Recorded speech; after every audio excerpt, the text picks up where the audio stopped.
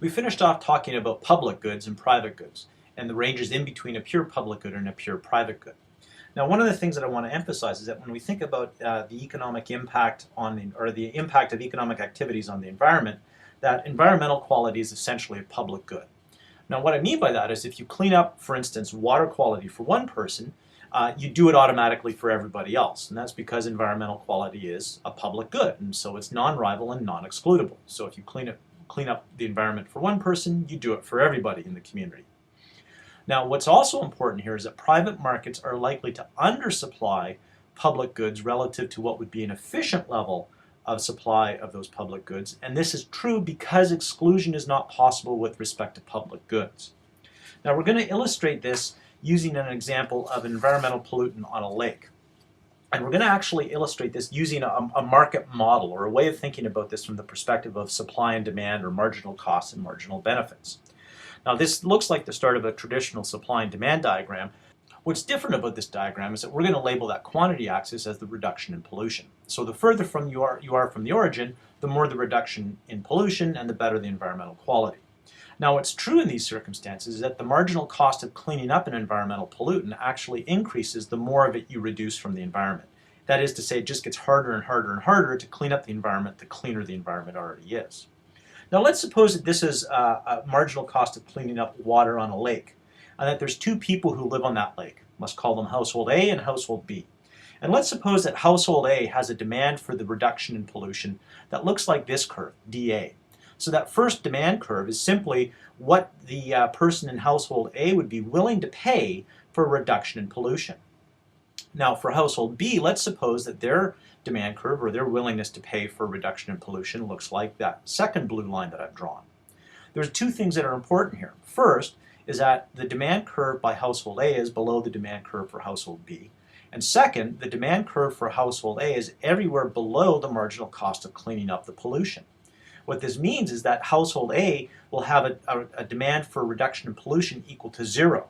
And that's because their choke price is below the shutdown point for the marginal cost of cleaning up. However, household B would be willing to pay something to clean up the lake water, and in particular, they'd be willing to pay an amount up to pp in order to achieve a reduction in pollution of qp. And so, while household A doesn't want to pay anything to have pollution cleaned up, household B is willing to pay something to actually see pollution cleaned up. So in this case, we have an equilibrium price of pp and an equilibrium quantity of qp. However, what's important here is that clean water is non-rival in consumption, and household B can't exclude household A from enjoying cleaner water, unless, of course, household B buys the lake and the surrounding property, in which case household A is no longer relevant.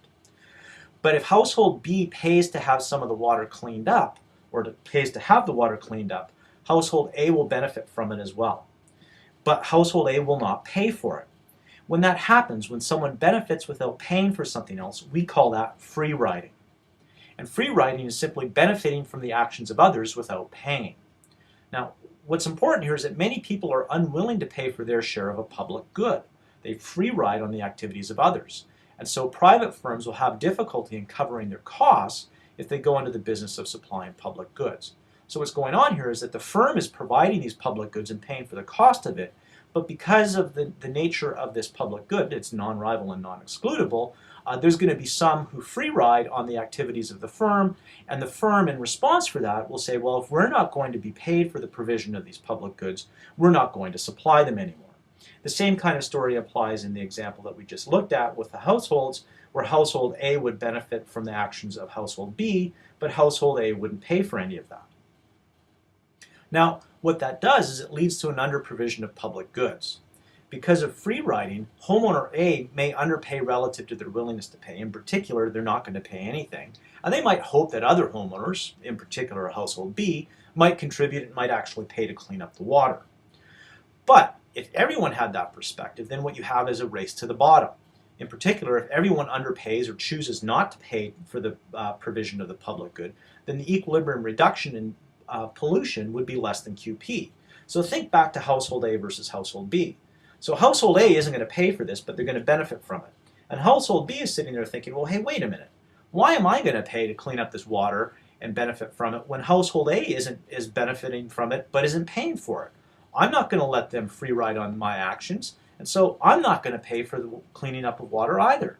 And what you end up with is both households underpaying for the reduction in the reduction in pollution, and it could actually lead to no one paying for improvement in water quality. Now, so what you can sometimes see is that when the private sector is relied upon to provide these public goods, you get an under-provision of these public goods. You have a race to the bottom in the sense of no one wants to pay for them, but everyone wants to benefit from them. But because no one's going to pay for them, firms aren't going to provide those public goods.